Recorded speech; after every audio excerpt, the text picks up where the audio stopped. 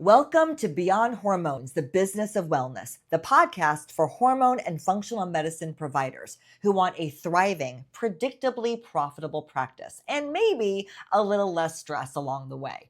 Hi, I'm your host, Jody Lane, and I've worked with lots of clinics in marketing, sales, and business development, and I have seen what works and what doesn't. And here's what I believe. Hormone and wellness care should be available to everyone who wants it. And while providers know the medicine, many struggle with the business side of their cash practice. And that's where I come in. See, this podcast is here to share real strategies, real stories, things you can implement in your practice right away. So I am so glad you're here. Come on, let's go. Hey guys, welcome to the very first episode of Beyond Hormones, the Business of Wellness, where we talk less about lab ranges and more about what it actually takes to build a predictably people-first profitable practice. I'm your host, Jody, and today we're kicking things off with a very special first guest. It's Patrick Dermody. Now, you may know Patrick as the friendly face in all of our videos or the guy with the crisp explanations and the ridiculously clickable thumbnails. But what you probably don't know is the story behind all that calm confidence. See, Patrick's journey runs from military brat childhood and European castles to EMT nights in the back of an ambulance to an unexpected start into men's health and eventually into hormones and longevity medicine. Now, in this episode, Patrick is going to open the curtain on three big things clinic owners and providers ask us all the time. First, we're going to talk about culture and teams that scale. Second, patient experience that really retains. And third, the business math no one is teaching. Now, along the way, we're going to bust a persistent myth about testosterone and prostate cancer and talk about stacking hormones with peptides and prevention for the kind of outcomes that make your patients your absolute best marketers. And if you ever thought about buying or running a clinic and you haven't started yet, stay to the end of this podcast because Patrick gives the one criterion he'd never compromise on, and it isn't square footage or website traffic. This episode is practical. It's candid, and honestly, for me, a little nostalgic. You'll come away with a clearer onboarding blueprint and a better consult script and fresh ideas to fortify culture while you grow your revenue. All right, are you ready? Let's dive in and meet Patrick Dermody. Hi. Hey, Jody. How are you doing, Patrick? I'm good this morning. How are you doing? I'm doing very well. I'm excited because you know what you are? What am I? You are the first guest on our new podcast, Beyond Hormones, the Business of Wellness. I am really excited to talk to you because everyone knows you as the guy in the videos and the cute little thumbnails and the teacher, but they don't know anything about your background. And that's what we're going to dive into a little bit today about your background. Oh, how fun. Yeah, Yeah. let's get into it. Let's reveal, open up the curtain, and peekaboo. Why don't you kick it off? Tell us a little bit about your background, where you went to school, what your thoughts and dreams were, and you got to this place. Okay, let's go into the past. We'll start in the early days. I am a military brat. Growing up, my father was in the military, which gave me an opportunity to move around quite a bit. As a child, I spent my formative years over in Europe. I got to do a lot of traveling. It just opened up my eyes culturally, experiencing different parts of the world. That's just something I carry throughout my day-to-day life in little ways here and there. It's so But interesting. I'm going to interject. You always hear people who were children of military parents talk about the pain and suffering of moving a lot. But rarely do you hear somebody say the benefit of becoming worldly and mature very young. That's awesome that you have that perspective. it's a pros and cons. There's Yeah, I guess definitely good so. things and bad things about moving around a lot. I only know one person from my high school years or earlier. But on the other hand, I got to go to basically every country in Europe. I got to go to Egypt as a kid, met people from all over.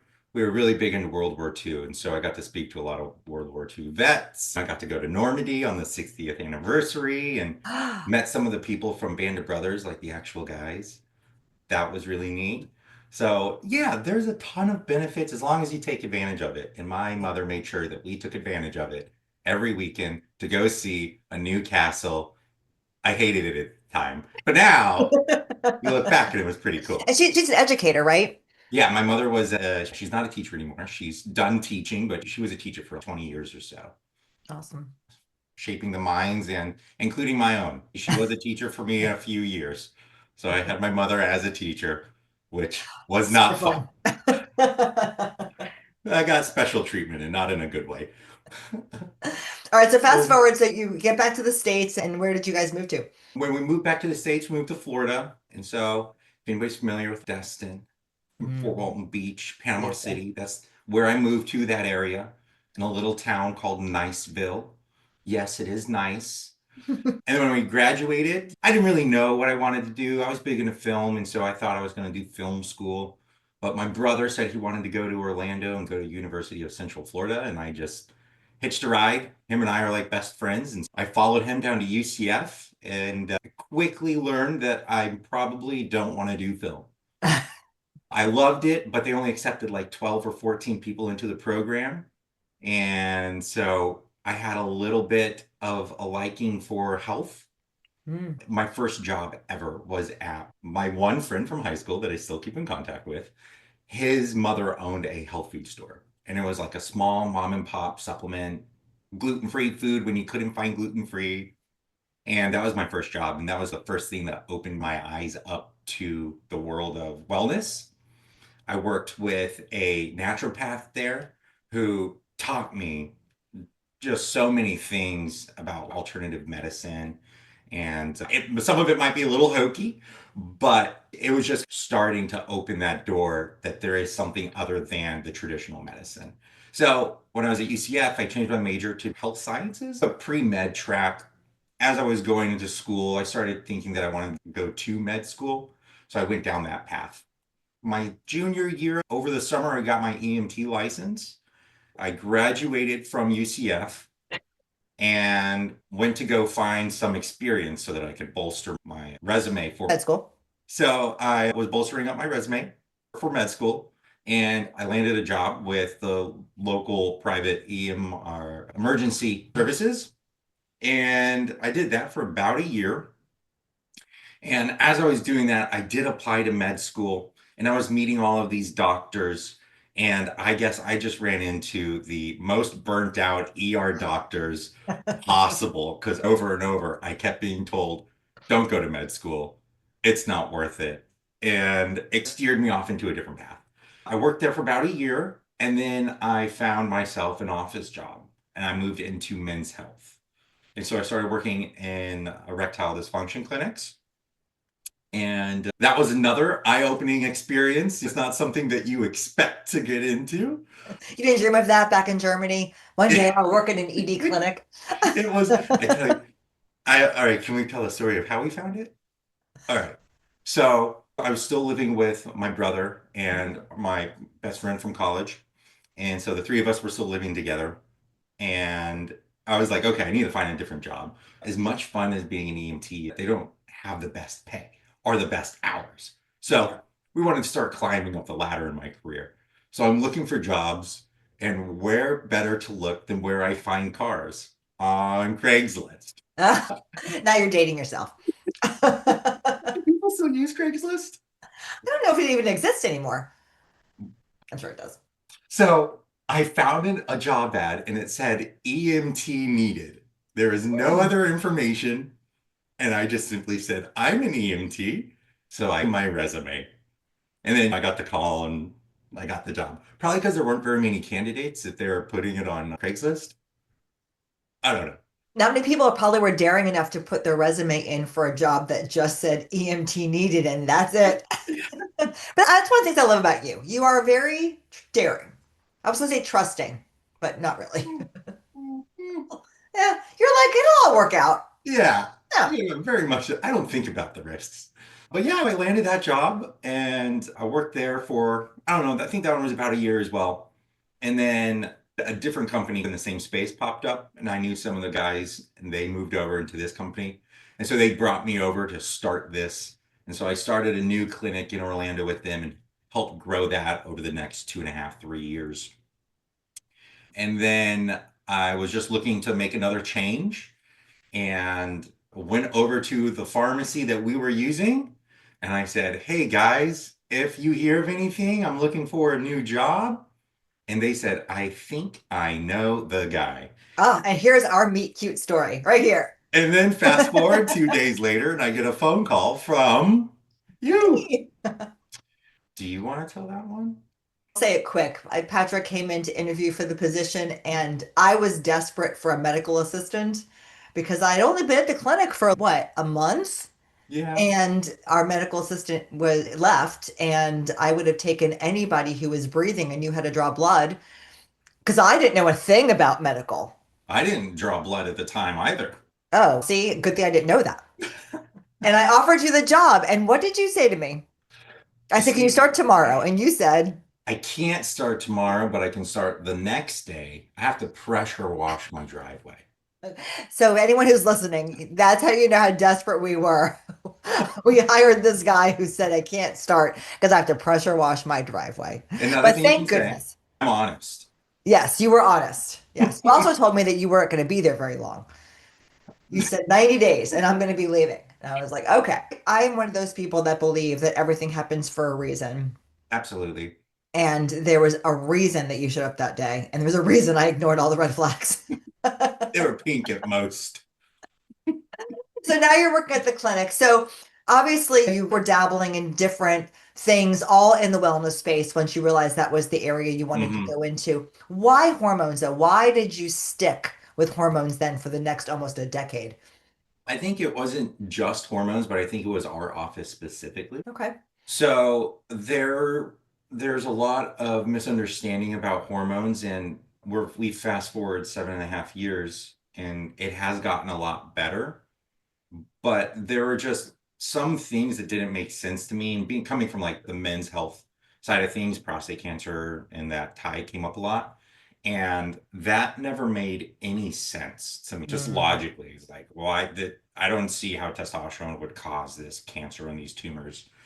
And when it got to the Florida Center for Hormones and Wellness, that was something that came up. And I learned that, hey, no, there's actually all of this data that we have now that says that it doesn't cause cancer and it doesn't cause all these tumors. And so early on, some of my beliefs at that point were being confirmed because Mm. of our knowledge and our expertise and kind of cutting edge approach to hormones. And so that grabbed my attention pretty quickly. And then if anybody has worked in the hormone space for 6 months or even 4 months, you can see the change that happens to people when they start. And when I was an EMT, I had frequent flyers, as we would call them, people that we picked up often. And there's a very different experience from seeing somebody, picking them up, going to the hospital, picking them up, taking them back home, over and over the course of 6 months, versus seeing somebody come into your office and getting better over six Yeah. months. It's a very different experience. Yeah. And I just thought that was incredible. And as we kept, part of my deal became if the doctor was going to a conference, he's going to bring me because I wanted to learn as much as possible. I have an insatiable thirst for this knowledge. So I started going to all of these conferences and listening in and taking just tons and tons of notes. I have all my binders somewhere in this room. And I just fell in love with it. It's incredible what we're able to do and the stories that we're able to create because of this medicine. And I just really enjoy where we're going in this field with the longevity stuff and hormones stacking onto like peptides and preventive medicine. And that's really what it boils down to, I think, is just preventive medicine and what we're able to do with that. Yeah. It's true. Everyone always said in the office that even the providers at the clinic would come and ask you for advice and your opinion. You are rather a sponge when it comes to this medicine. As long as I like the material Yeah. and I love this stuff. So you came to the clinic as a fairly young guy, right? You were in your mid to late What was I, 20s. 25? And you obviously weren't a candidate for hormones, but being around all of this medicine, of the longevity medicine and hormones, how has that impacted or changed your life, your personal life, and your personal health?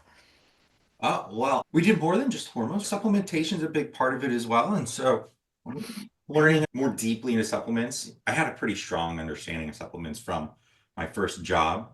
because I was in that job for about 4 years. So I was around supplements very early and learning a lot. And I just learned more about the professional side of them. And so understanding the importance of certain nutrients and bringing those in, and then also understanding about hormones and the impact that it will have, and being, I don't want to say ready, but I don't know, being ready to get on hormones and almost looking forward to the day when I can start hormones. And it also helps. So today, now I'm married, and it's something that also I can share with my wife. And there's some issues or whatever that she can benefit through hormone therapy, and just having that knowledge and sharing it with my family as well, and trying to get my family on board with these things and trying to keep everybody around me healthy and aging so that they can continue to do what they want to do in their life and not get stopped because Right. I don't feel well or anything like that. So I think that's a pretty big impact. And yeah, I think just personally, it's more cognizant of what our daily choices can do in the long run. Awesome. All right, that's great. That's really great. Okay, let's fast forward a little bit. So you got to the Mhm. clinic and you started as a medical assistant and you jumped up really fast in management because you're not just good with the medicine, but you have a very strong business sense and you're good with people. So you became general manager. Mhm. And it was a very fast growing office. There were a lot of different things that we were doing. What would you say your biggest mistake was Yeah. as the general manager of a hormone clinic? What was your biggest mistake? My biggest mistake. That's interesting. I definitely made a lot of mistakes because this position, it was my first experience really having people underneath me. I had people pseudo underneath me, but not in a real structured way. And so I might have had a knack. I'm good with people, but when you're trying to lead people, it is a different beast. And I think maybe one thing was I am very good at remembering things. And so when it started coming time to bringing people on board and training people and structuring it in a way that they could all understand, I would tell people something like just one time, I'm like, how do you not remember it anymore? And I would move on and just keep going, and I would lose people. Mm, And fast forward 3, 4 weeks later, there'd be issues going on, and I would be like, wait a minute, why doesn't anybody understand this? Not everybody has the same love for this stuff as I do. Not everybody might catch on as quick as I do. And so I often would move very quickly. I have to mhm. go back and pull everything back and try to reteach. And that took me a while to learn how to do that better. I think that might have been one of my more consistent mistakes.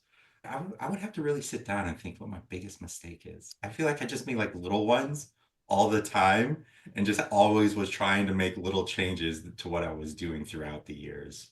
Let's just talk about that one for a second because training staff is a very challenging thing. And as you pointed out, if it's not done well, it can often lead to like problems that stick around for a while and can really affect the clinic. So now that you've identified that and your years past that, is there something that you recommend that clinic owners do to solve that problem? Is there a way that you've adapted to solve that Mm. problem?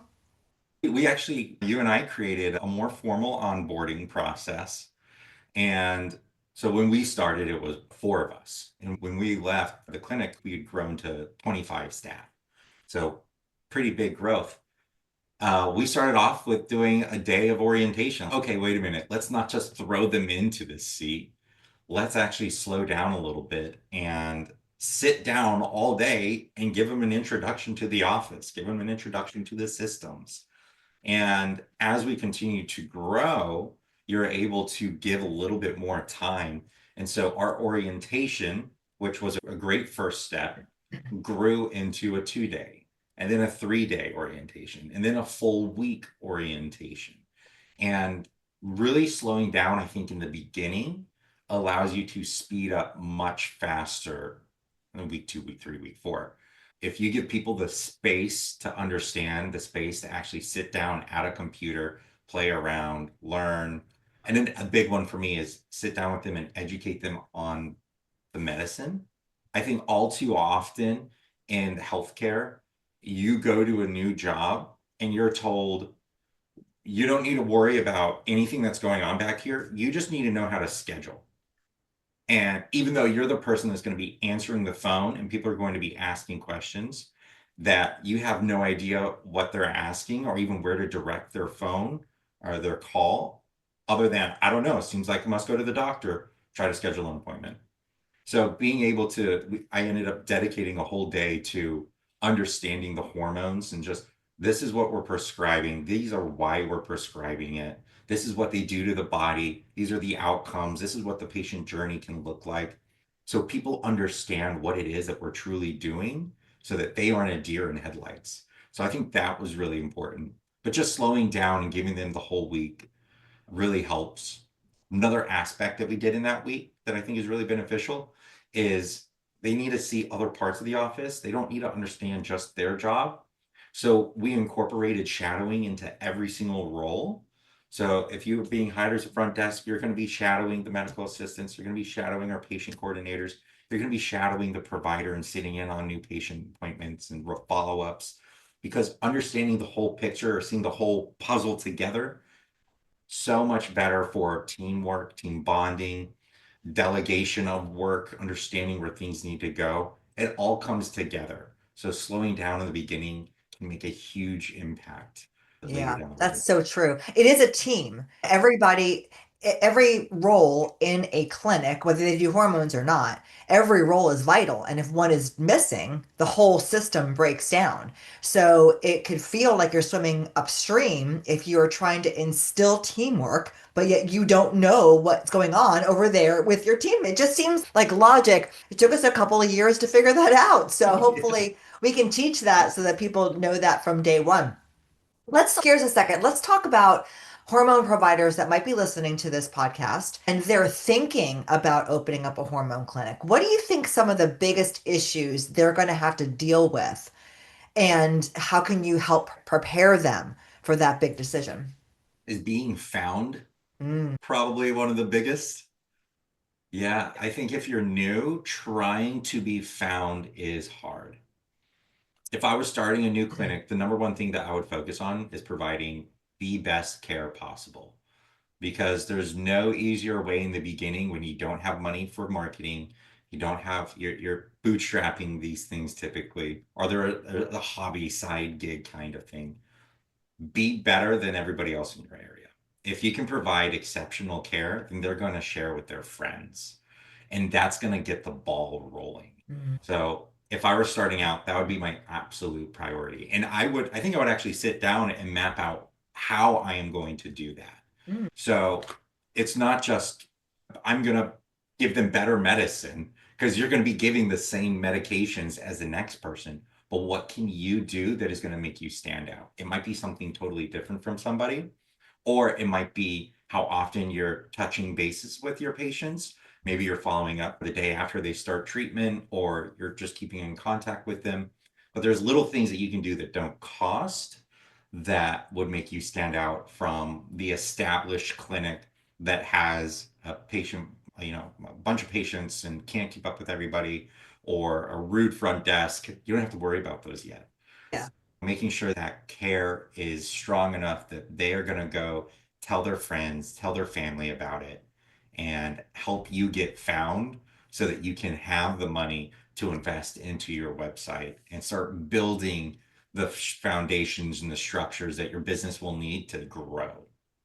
So I feel like you're highly qualified to answer this question because you were the guy that got all the really unhappy patient phone calls, right? If a patient was unhappy and they couldn't get handled, it went to you. So what is one thing that a provider could do that would solve some of those patient complaints?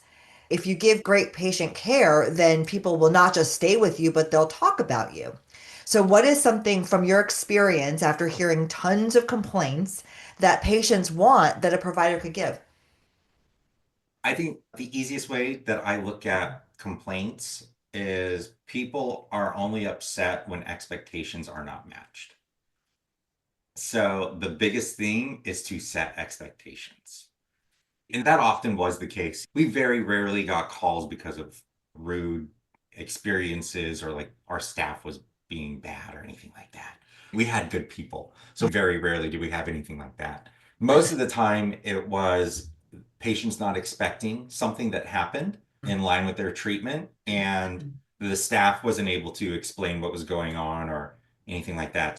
Sitting down, taking the time to explain with the patient what can happen when we start this treatment, and breaking it down with what is going to happen with estradiol or what's going to happen with thyroid. What are we looking out for? What do we want to hear if it's happening? Like, these are the things we want you to give us a call about so that we can talk through it.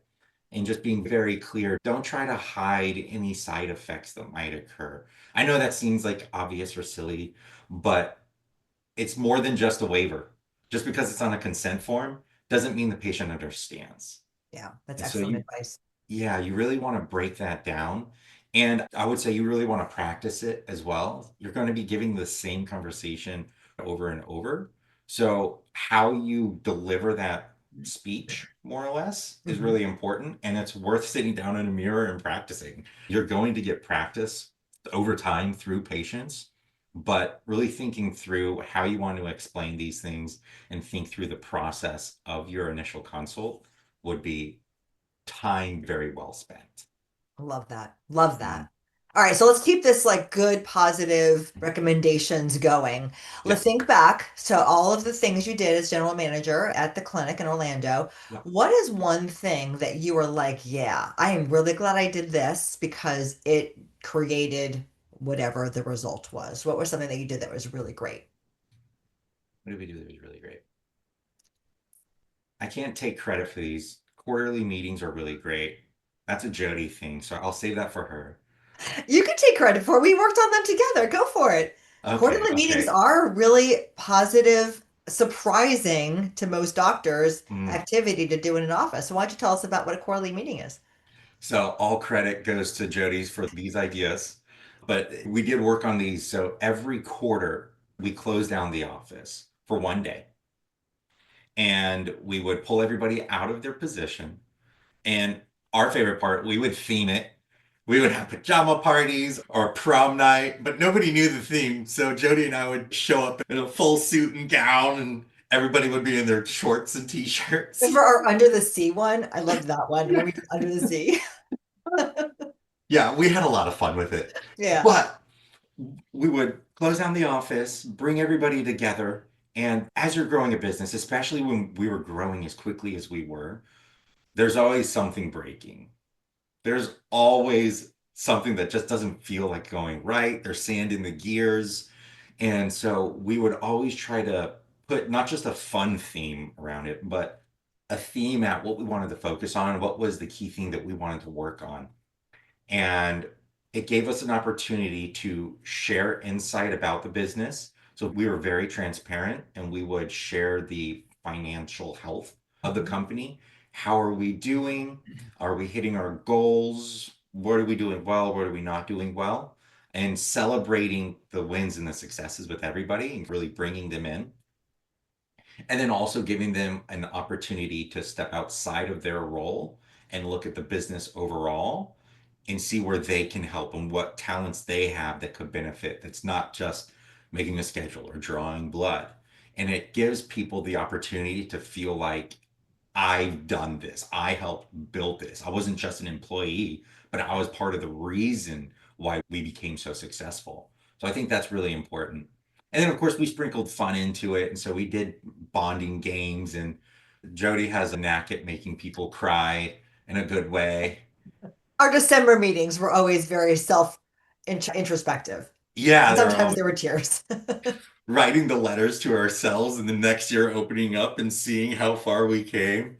That was always fun. But it's just an incredible opportunity. And I know it might sound scary because you're closing down your office and you're not going to see any patients and you're going to miss the revenue from that time, but it makes a huge impact. And we always said that it was like our one moment to realign everybody to the goal of the company.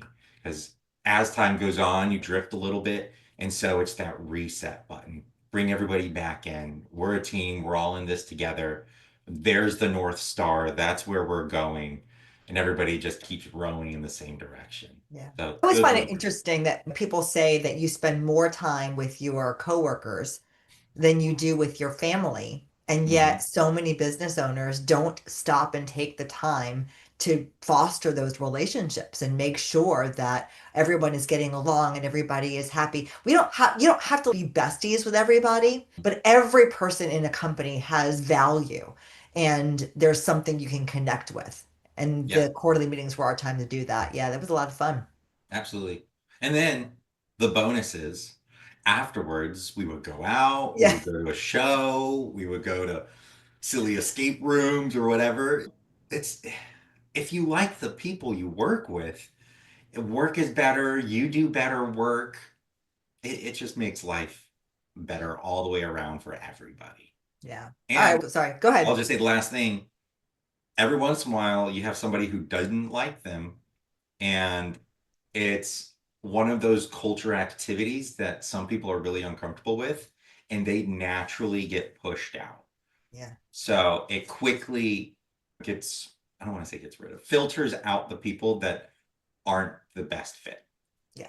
Hmm. Yeah, that was definitely true for the values that our clinic created. It may not be true for somebody else. A leader's value may not be to have that kind of spirited team player attitude. But yeah, that's true. There were a couple of people over the last 7 years that ended up leaving because they didn't want to be involved in stuff like that. That was our culture. Yep. Us. Yep. Speaking of teamwork, teamwork's an important aspect of business. It's an important aspect of a hormone clinic. What would you say is some of the indicators that a team is starting to fall apart? There's obviously, you mentioned there's times where things aren't going well, there's friction. You've been through this now so many times. We've had so much activity with our team. What were some of the things that you notice now looking back? Oh, if I would have seen that as an indicator, I could have done something to maybe not get things off course. Yeah. I don't think anybody would say it to me, but ugh, that's not my job. Hate that one.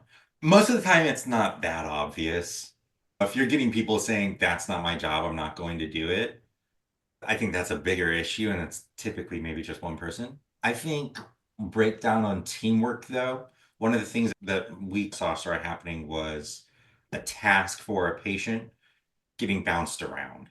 When there's something that needs to be done for a patient and it's going to take you 5 minutes to complete, or 3 minutes to send over to this person, plus another 5 minutes to explain it, and then it's taking up more time to hand it off to somebody. I think that's a kind of a big indicator that teamwork spirit is starting to break down. And that I saw when we were the busiest or the fastest growing, and people were feeling overwhelmed. And so it wasn't necessarily the ugh, that's not my job kind of attitude. It was the feeling that I don't have enough time to do what I'm slotted to do, what my job role is on paper. And so I just need somebody else to take care of this.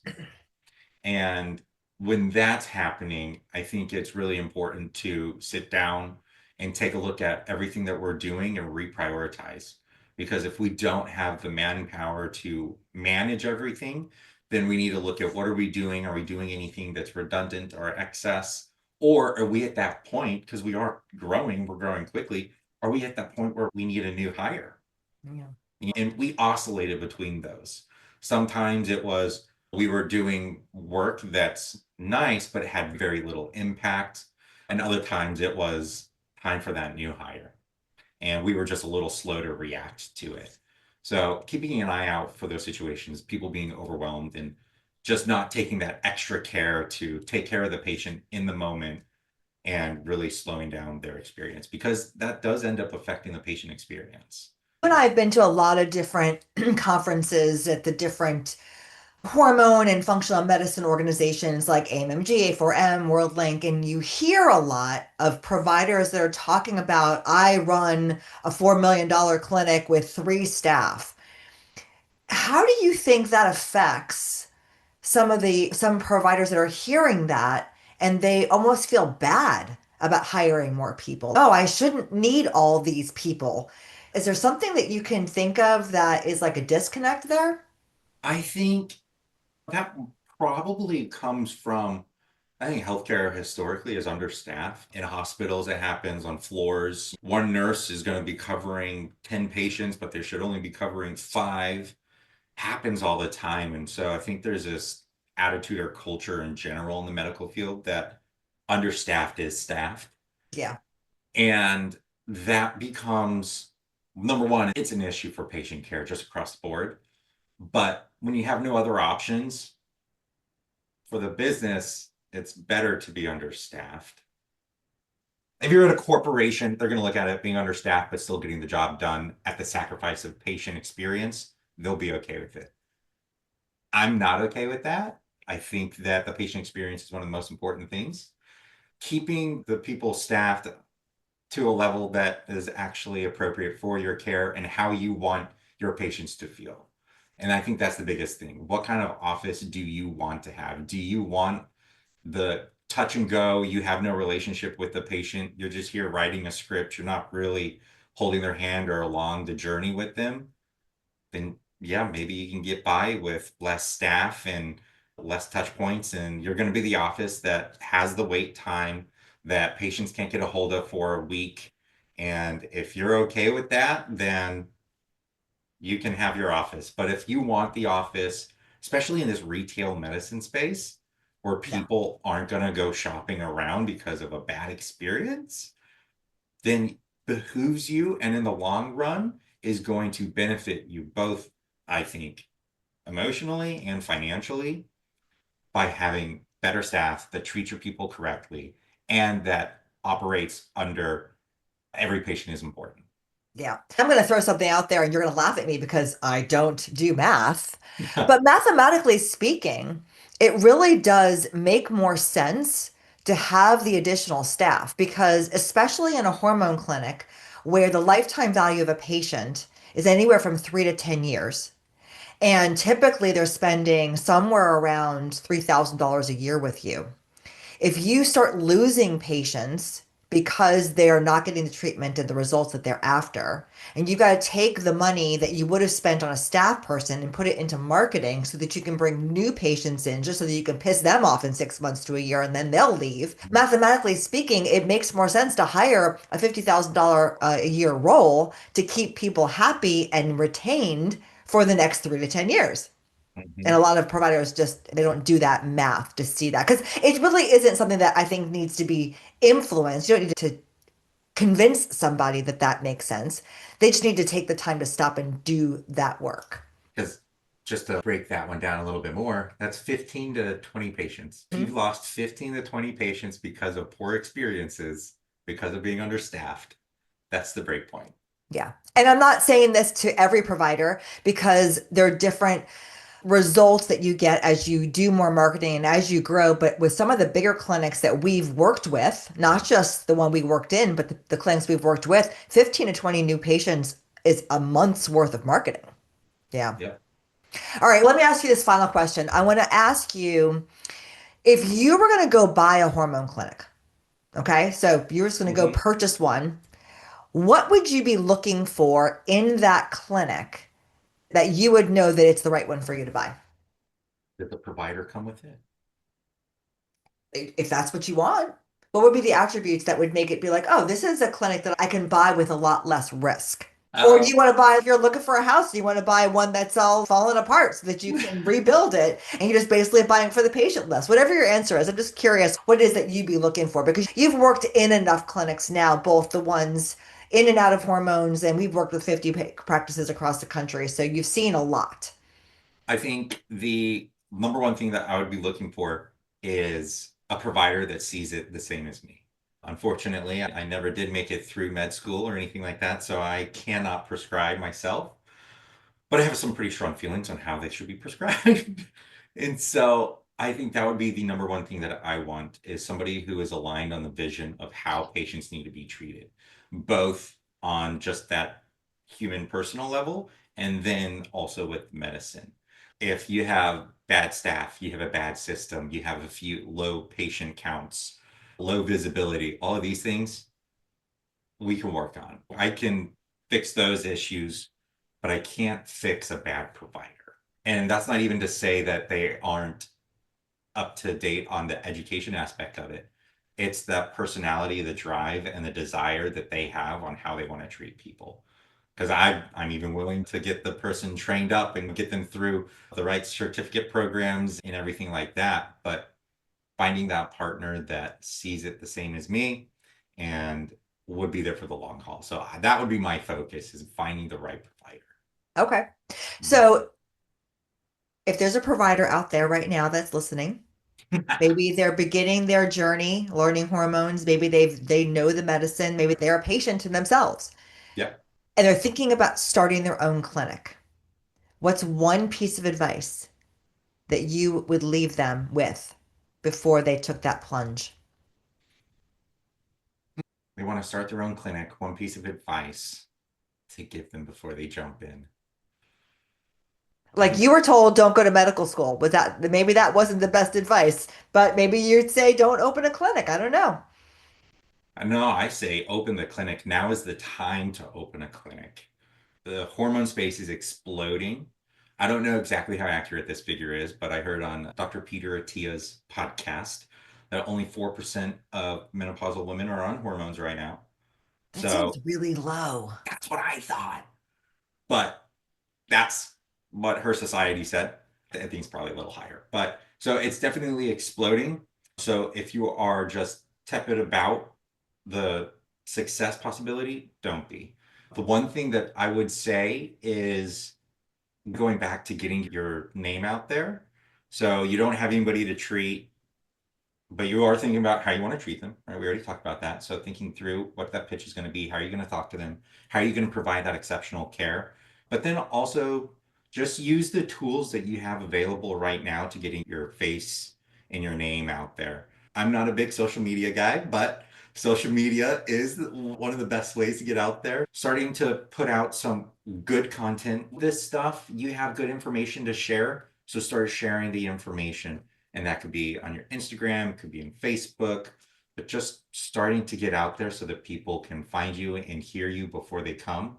Because I think building trust with somebody beforehand is a really big factor. So just start sharing good education and let people know that you are an expert and that they can trust you.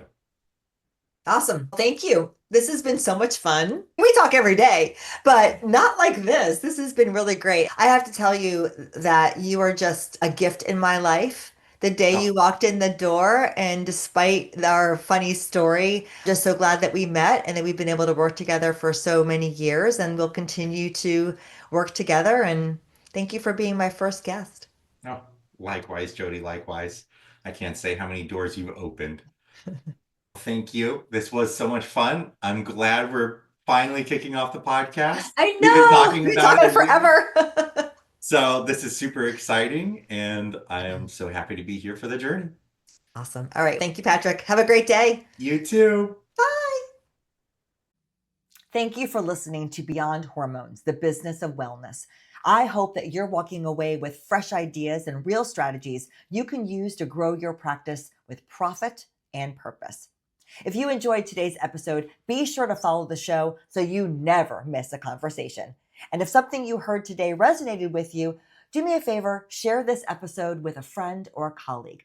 It's one of the best ways you can support the show, and it might be exactly what they need to hear right now. If you want even more tools and support, go ahead and head over to acceleratedmedicalpractices.com. Until next time, keep doing the work that matters. Your patients need you, and I am cheering you along every step of the way.